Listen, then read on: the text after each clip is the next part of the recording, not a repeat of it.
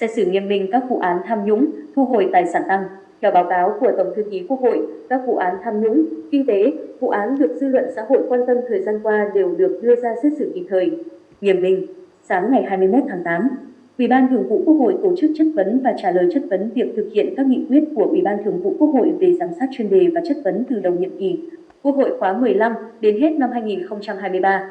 Trình bày báo cáo tổng hợp ý kiến của các cơ quan của Quốc hội, Ban Dân nguyện, Tổng thư ký Quốc hội Bùi Văn Cường cho biết, đối với lĩnh vực thuộc trách nhiệm của Bộ Tư pháp, các cơ quan đã hoàn thành việc rà soát đối với 109 trên 125 nhiệm vụ lập pháp bảo đảm tiến độ, chất lượng, trình Quốc hội thông qua 41 trên 43 luật và nhiều nghị quyết có chứa quy phạm pháp luật. Trên lĩnh vực an ninh, trật tự, an toàn xã hội, hầu hết chỉ tiêu được Quốc hội giao đều đạt ở mức hoàn thành trở lên. Công tác phòng, chống tội phạm về trật tự xã hội được tăng cường, công tác phòng, chống tội phạm về kinh tế, tham nhũng, buôn lậu, ma túy, công nghệ cao tiếp tục được chú trọng và đạt nhiều kết quả. Với ngành tòa án, chất lượng xét xử các vụ án tiếp tục được nâng cao. Các vụ án tham nhũng, kinh tế, vụ án được dư luận xã hội quan tâm đều được đưa ra xét xử kịp thời, nghiêm minh. Việc tổ chức phiên tòa trực tuyến được triển khai hiệu quả. Bên cạnh đó, tiến độ giải quyết việc bồi thường thiệt hại cho người bị oan và xử lý người thi hành công vụ làm oan người vô tội được đẩy nhanh. Ở lĩnh vực kiểm sát, việc áp dụng các biện pháp ngăn chặn, nhất là biện pháp tạm giữ, tạm giam cơ bản chặt chẽ, đúng quy định của pháp luật. Tỷ lệ vụ án mà Viện Kiểm sát truy tố đúng thời hạn, tỷ lệ bị can bị truy tố đúng tội danh, tỷ lệ kháng nghị phúc thẩm các vụ án dân sự. Còn tỷ lệ kháng nghị giám đốc thẩm, tái thẩm các vụ án hành chính được tòa án chấp nhận đều vượt chỉ tiêu. Công tác điều tra tội phạm của cơ quan điều tra Viện Kiểm sát Nhân dân tối cao có chuyển biến tích cực.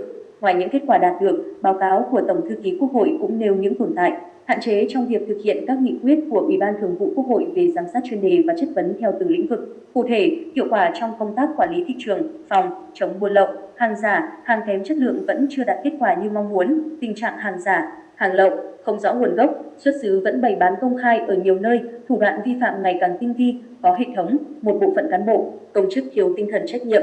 Việc sắp xếp đơn vị hành chính cấp huyện, cấp xã giai đoạn 2019-2021 vẫn còn trường hợp cán bộ, công chức dôi dư chưa được sắp xếp, giải quyết chế độ, chính sách. Cùng với đó, việc sắp xếp, xử lý trụ sở, tài sản công dôi dư hiệu quả chưa cao. Đáng chú ý, tình hình tội phạm, vi phạm pháp luật trong lĩnh vực công nghệ thông tin, mạng viễn thông có chiều hướng gia tăng. Các loại tội phạm về tham nhũng, kinh tế, tín dụng đen, rửa tiền, đòi nợ thuê, tội phạm ma túy, buôn lậu, gian lận thương mại vẫn diễn biến phức tạp. Nguy cơ mất an toàn về cháy, nổ vẫn còn lớn, một số vụ cháy gây hậu quả đặc biệt nghiêm trọng.